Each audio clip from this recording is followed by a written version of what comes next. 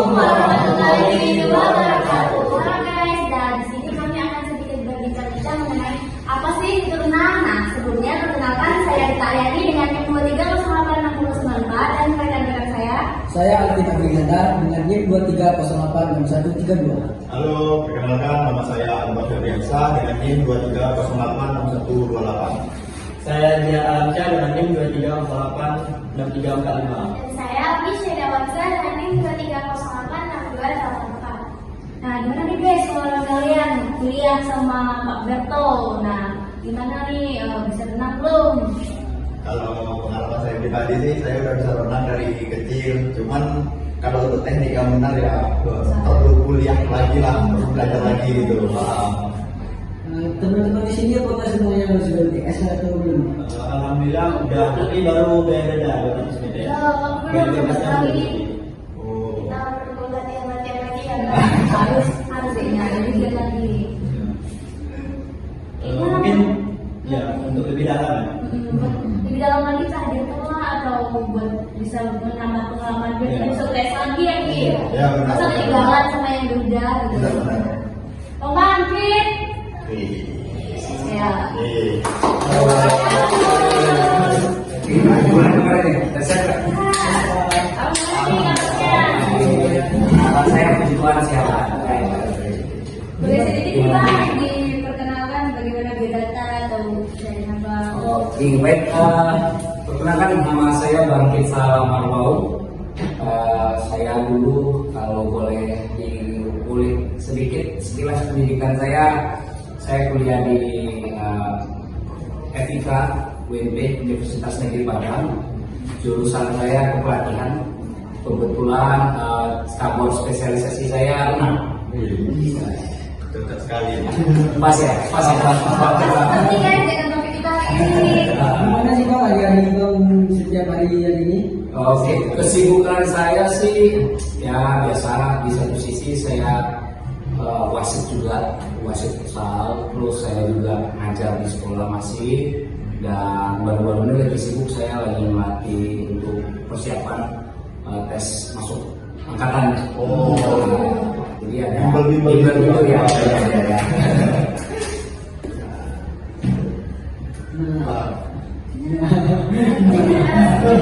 Kami berterima kasih banyak. Oke, sama-sama. Apakah bersedia untuk kami menambah ilmu dan Oke, wawasan siap. Dan tentunya ini adalah tugas proyek kami untuk UAS mata kuliah akademis Oke. yang dibina oleh Pak Berto. Saya dulu. Halo. Nah, Bang, kan di sini topik yang pertama kami adalah tentang mewawancarai pelatih renang Oke, siap. yang mendalam lisensi. Oke, ya, siap. Makanya kita keinget bagaimana sih oh gila kemarin kan kita ada satu wasit bisa lisensi. Nah, kami mau bertanya nih bagaimana sih awal abang itu melatih yang dari gak bisa renang jadi bisa renang gitu. Oh gitu. Ya itu sih ketika sebelum saya terjun fokus untuk menjadi seorang pelatih renang yang bisa dikatakan profesional ya. Saya juga harus punya lisensi ya. Tapi sebelumnya itu karena saya ketika fase saya kuliah memang ada ketika ngambil spesialisasi cabur renang. Di situ kita juga ada prakteknya. Jadi di situ kita salah satu tugasnya itu kita terjun gabung ke klub-klub renang, dan ketika kita gabung kita dipercayakan untuk memegang anak yang betul-betul dari nol. Maksudnya dari nol itu yang belum dari bisa jadi bisa. Nah itu kurang lebih. Tapi itu kalau dari umur berapa aja tuh Bang? Kalau untuk dilatih renang itu? Biasanya sih udah di dunia umur 5 tahun sudah. Oh, 5 tahun ke atas. 5 tahun ke atas sudah. Biasanya yang saya pernah pegang ya. Iya. Nah, gitu kira-kira. Kalau misalnya ini ada contoh orang Bang, mengalami trauma gitu, atau yang pernah tenggelam, itu gimana cara abang mengatasi atau mengajarnya agar tidak terlebih, biar bisa berenang kembali? Oh gitu. Jadi yang pertama sekali tentunya kita juga sebelum mau melatih siswa atau anak yang mau belajar berenang, siapapun itu baik dia masih usia anak-anak, dewasa, remaja, Yang pertama sekali kita sebagai pelatih renang itu harus mengetahui background ini, background yang bersangkutan. Apakah memang dia sebelumnya pernah mengalami traumatik dengan air? Apakah baik itu dia pernah berenang, terus coba-coba belajar berenang, tenggelam, kelelap, terus itu dia. Kita pertama sekali harus tahu background dia, apakah pernah mengalami itu. Dan yang setelah kita mengetahui kalau memang dia memiliki traumatik dengan air, otomatis kita melakukan treatment untuk mengatasi supaya si anak, si siswa yang mau belajar berenang ini supaya bisa merilis daripada traumatiknya itu. Nah, ada pas belajar berenang itu kan banyak teknik-tekniknya. Oke. Teknik gaya renang apa sih yang paling cocok untuk seseorang pemula? Oke, baik. Bagi saya pribadi, ketika mau melatih itu, saya menurut pandangan saya sendiri, dari 4 gaya yang ada renang gaya bebas, dada, punggung, dan kuku-kuku. Oke, dari keempat gaya ini, saya selalu menerapkan gaya yang untuk perenang dasar itu melatihnya pakai renang gaya dada. Kenapa gaya renang dada? Karena dari keempat gaya itu yang paling mudah adalah gaya dada. Karena yang pertama di situ dia tidak dituntut yang kontinu tangannya yang bersama kakinya langsung. Karena fase recovery-nya ada, cedera, lebihnya ada. Jadi untuk perenang pemula itu lebih memudahkan untuk bisa berenang. Jadi yang pertama sekali ketika saya mau melatih calon perenang baru, ya gaya yang saya ajarkan adalah gaya dada. Gaya dada. Nah, Bang, tentang kan yang pelatih renang gaya dada, berapa lama tuh Bang untuk mengajarkan pemula sehingga bisa menjadi profesional atau setidaknya bisa? Oke, untuk bisa ya, tergantung. Kenapa saya bilang tergantung? Tergantung daripada individunya, maksudnya individu daripada calon perenang baru itu. Kenapa? Karena ketika dia yang bersangkutan memiliki dorongan kuat untuk pengen bisa berenang, otomatis dia ketika kita ngajar dia selalu pengen lebih. Tapi ketika ada yang individu yang startnya ya capek, dia terus sudah stop, dia nggak mau lagi. Nah itu tergantung, makanya saya bilang tergantung. Tapi yang pernah saya ajarkan di pertemuan kelima dia sudah bisa. Makanya balik lagi kepada individunya. Semangat yang pengen bisa itu tinggi atau enggak? Itu tuh dalam 1 minggu itu berapa kali latihan? Biasanya sih tergantung ya, karena saya lebih kepada privat. Saya privat ya, nggak klub. Jadi saya lebih ke privat, betul-betul terkhusus yang memegang untuk satu anak atau beberapa orang untuk sekali jalan. Jadi untuk bisa dia berenang itu di 5 pertemuan saya sudah. Dan untuk dalam pertemuan intensitas waktu pertemuan itu tergantung dari dia. Kita akan memfleksibelkan waktu, mencocokkan waktu dia misalnya kapan dalam seminggu, saya akan bisa berkata seminggu, kita akan tentukan jadwalnya. Oke, sebenarnya saya lebih ke privat. Saya akan menyesuaikan, kita akan saling menyesuaikan jadwal. Tapi yang biasanya saya selalu untuk mematok minimal 2 kali dalam seminggu. 22 kali dalam seminggu itu Minimal sekali. Karena kalau hanya 1 kali seminggu bakalan lupa. Benar. Jadi dia karena kan ini semakin sering dilatih semakin terbiasa sehingga merekam.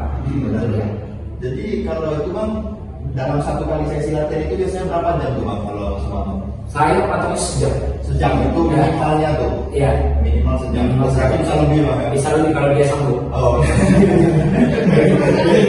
Program yang itu Jadi yang pertama sekali ketika mau belajar berenang itu saya tahapan pertama sekali itu adalah pengenalan air. Pengenalan air. Di situ yang nanti bakalan terlihat apakah si anak ini mengalami traumanya atau tidak. Nah, proses pengenalan air ini ya dimulai dengan kita main duduk di pinggir kolam, kakinya mainin air, terus basahin badannya dengan air, terus airnya ditampung pakai tangan taruh di atas kepala. Jadi terbiasa itu bakalan terlihat apakah dia terbiasa wajahnya ini kena air atau tidaknya itu kan terlihat kegiatan biasanya dia sudah lengkap. Berarti pengalaman kasus ini. Sudah. Gitu kurang lebih. Terus apa? Membahas tentang trauma tadi, Nah, bentuk trauma apa saja yang kamu temukan pada saat kamu? trauma yang lebih sering saya temukan adalah ketika si anak itu belajar berenang dengan orang tuanya. Nah, ini kan terkadang kan orang tua begitu khusus bapaknya nih biasanya orang tua laki pengen bapaknya bisa, otomatis anaknya dia pengen bisa. Tapi tanpa didasari basic untuk bagaimana yang cara yang benarnya, trik-triknya yang benar. Yang merasa tertekan. Nah, ya, itu kurang lebih. Sementara kalau kita diperhatikan, kita memang belajar dari awalnya tekniknya itu ada bertahap sampai pada masuk pada kegiatan intinya. Gitu loh. Nah, kayaknya ini kita terlalu sibuk ngobrol deh. Ya, harus minum dulu ya sih. Siap, boleh. Oke, terima kasih. Dari tadi dikasih angin berapa ini minum. Terus apa? Apa lagi? Sampai yang kalian tahu lagi tentang dunia batin? Mau bertanya mengenai abang sendiri nih. Apa? Kok bisa sih abang tertarik mengambil lisensi renang gitu? Oh, oke. Waduh, ini pertanyaannya asik. Saya merasa flashback. Saya merasa flashback. Kalau saya boleh cerita sedikit lagi, saya waktu kuliah kan cabur saya spesialisasi saya renang. Tapi karena saya cinta dengan kampus saya tamat saya kuliah renang. Wow. Jadi karena saya sudah termasuk mahasiswa akhir, jadi ketika skripsi dosen PA saya itu kebetulan Prof. Sayuti. Oke. Jadi karena melihat saya sudah mahasiswa akhir, jadi beliau mencoba memberikan saya berbanding 180 derajat berbanding terbalik dengan cabur saya. Karena biasanya kalau kita dikembalikan apa spesialisasinya itu yang bakalan diangkat jadi bahan judul skripsi. Nah, pas saya diangkat waktu itu kasih judul tentang ekskul sepak bola. Jauh ya? Jauh. Saya jadi pertanyaan sama itu waktu itu penguji saya nanya, kamu caburnya apa? Saya kaget. Cabur saya renang, Pak. Loh, ini kok judul kamu berbanding terbalik? Kenapa kamu pilih spesialisasi kamu renang? Saya boleh cerita lagi nggak, Pak? Boleh. Jadi ini, Pak. Kalau saya ambil spesialisasi saya sepak bola, otomatis saya pertama sekali membutuhkan siswa yang banyak. Yang kedua, gak abdur rasanya melatih sepak bola kalau lapangan nggak ada. Nah, terus dengan siswa yang banyak itu, saya juga otomatis tentunya memerlukan asisten juga nanti untuk membantu. Nah, jadi kalau dipikir-pikir ya Pak, income ke saya duitnya itu jadinya sedikit. Itu. Tapi kalau di renang Pak, saya nggak butuh cari tempat yang tempat maksudnya dalam artian kolam, saya nggak susah. Di mana-mana saya bisa dapatkan kolam. Yang kedua, saya melatih itu dengan satu siswa bisa jalan. Satu siswa saya bisa jalan. Terus yang laginya yang untungnya, ketika si anak itu bayar untuk privat, itu full kantong saya maksudnya. Nah, itu mengenai uang nih guys. Kenapa saya pilih spesialisasinya renang? Yang pertama saya tidak terlalu sulit untuk mencari tempatnya. Yang kedua saya tidak membutuhkan siswa yang terlalu banyak. Satu orang aja saya bisa jalan. Yang ketiga income pemasukannya full ke saya. Nah, gitu. Jadi disembari satu siswa ini mau clear jadwalnya sama saya bisa cari siswa yang baru. Nah, gitu kan. Saya continue terus. Itu kurang lebih. Itu alasan Gimana saya. sih abang ngambil lisensi renang mana?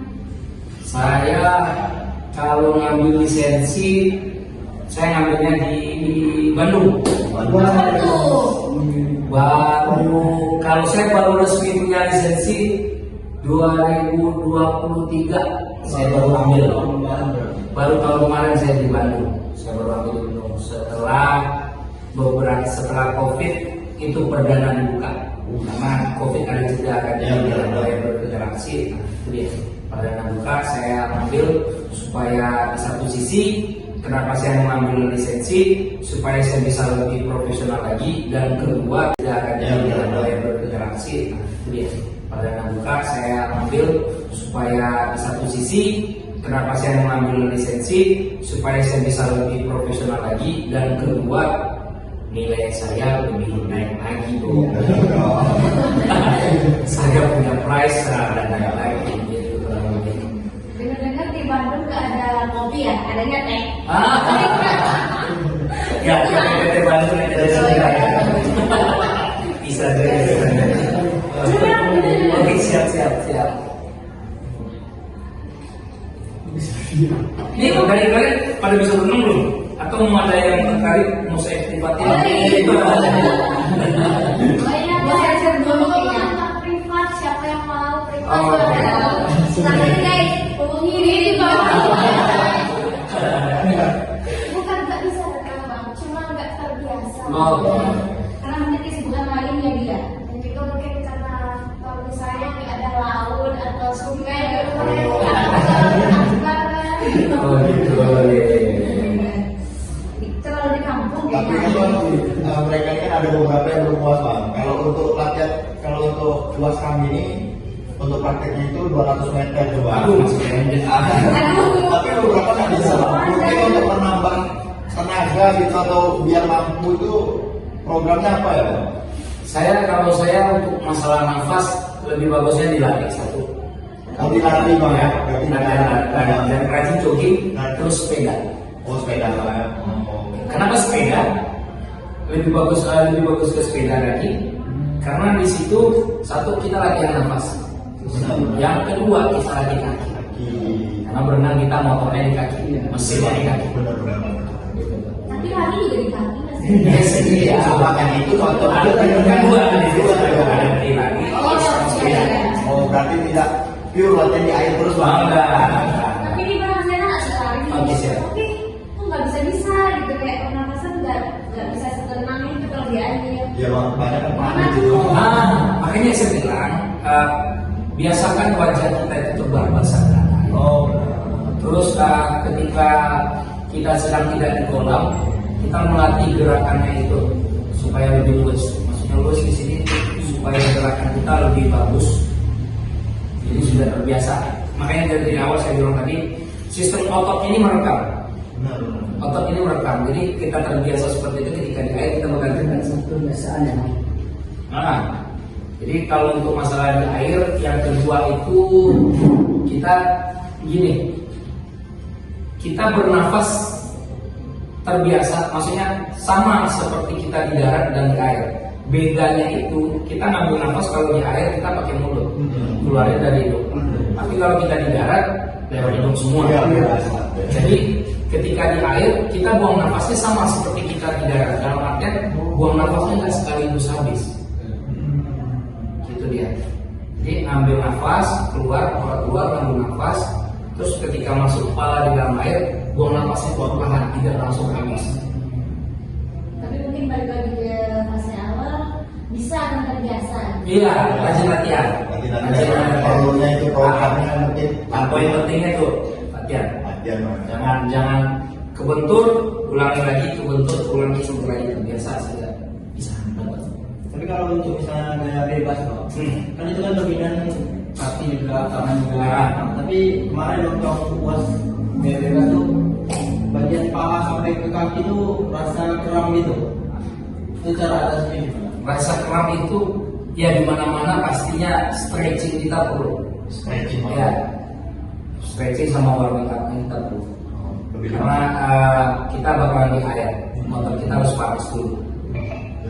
Dan kedua, kalau bisa, bukan kalau bisa sih, saya anjurkan ketika kita mau berenang, setelah kita stretching warming up, jangan lupa badan kita basahin dulu, baru kita terjun. Penyesuaian air bang ya. Penyesuaian supaya nggak kaget.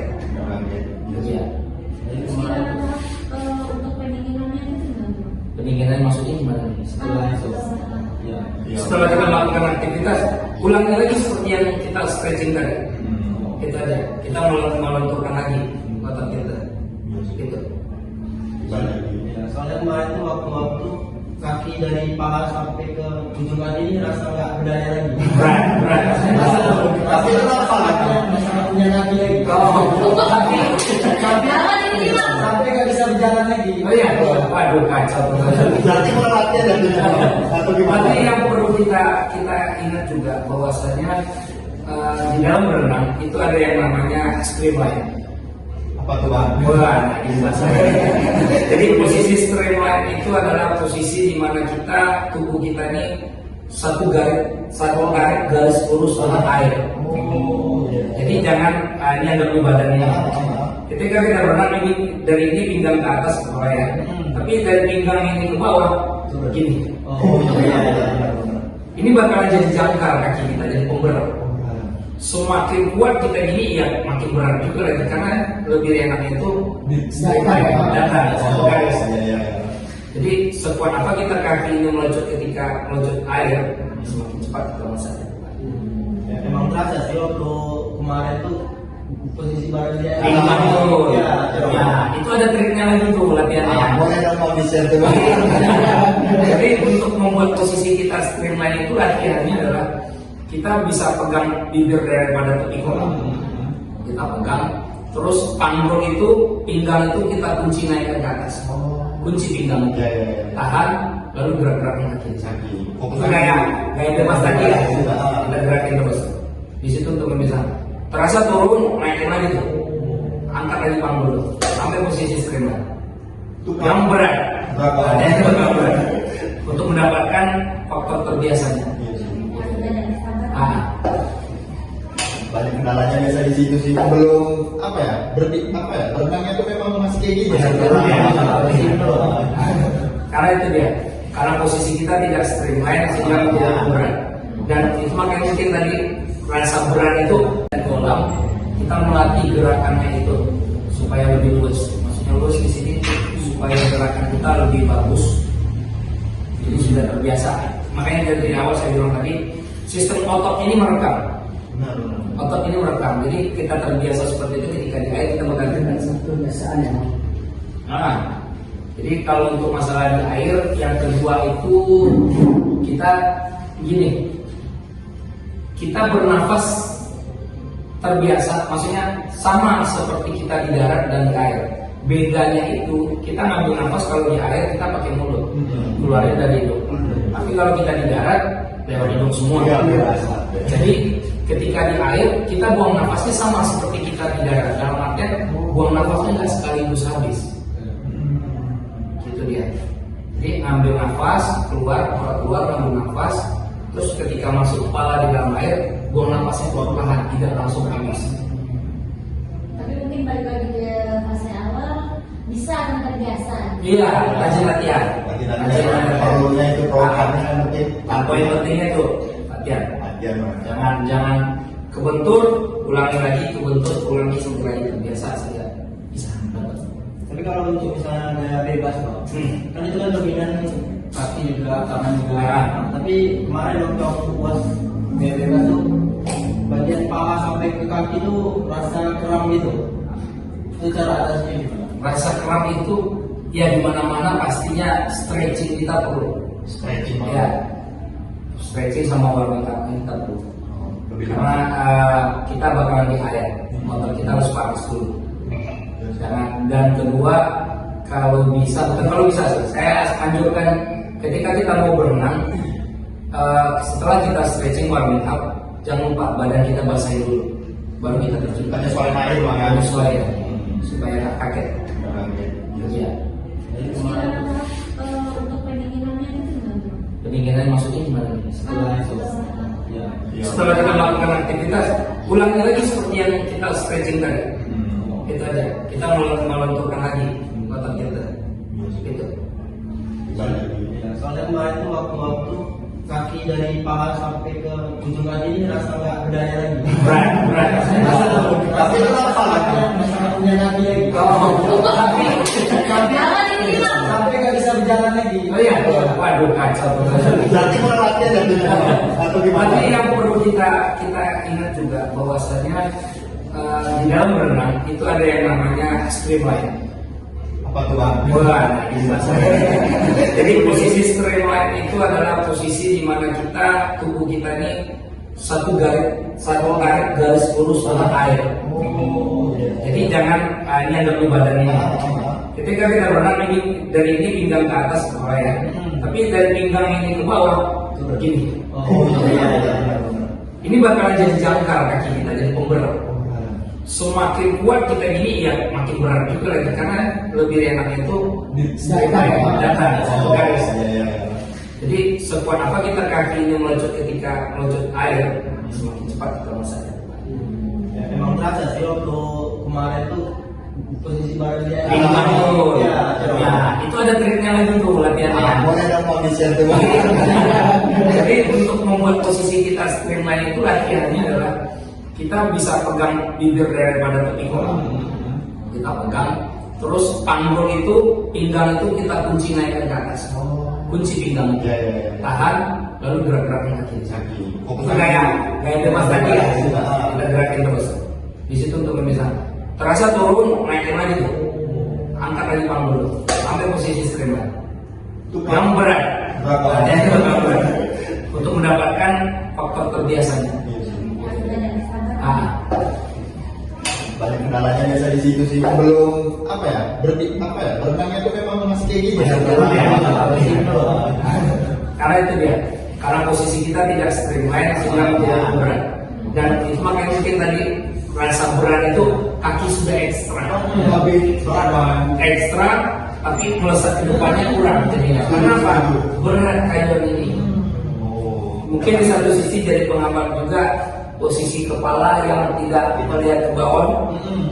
Jadi yang benarnya itu posisi kepala ini harus ke bawah, pandangan ke bawah dan kepala ini semuanya masuk dalam air jadinya. Jadi posisi tangan itu berada di atas telinga, menuntuk seperti ini. Jadi ini kalau bisa dilihat sampan atau kapal, ujungnya runcing kan, itu fungsinya untuk memecah air, sama kita. Fungsinya juga untuk memecah air supaya kita melesat ke depan.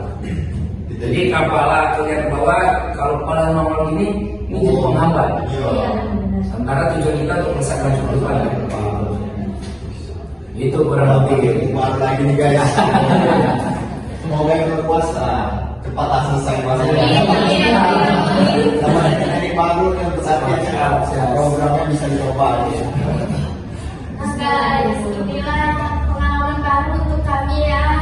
Terima kasih Pak. Oke, siap, sama-sama.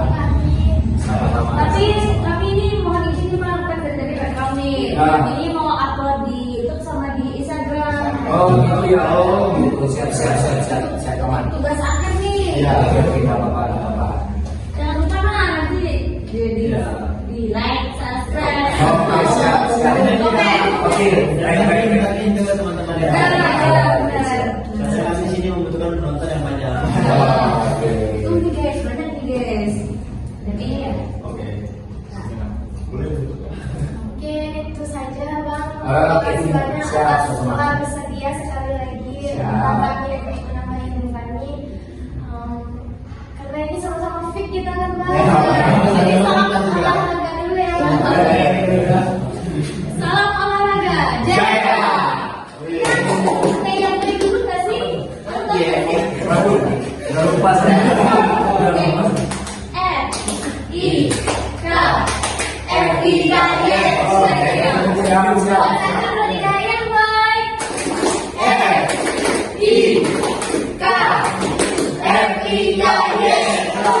Guys, jangan lupa like, comment, and subscribe. Dan see See you. you.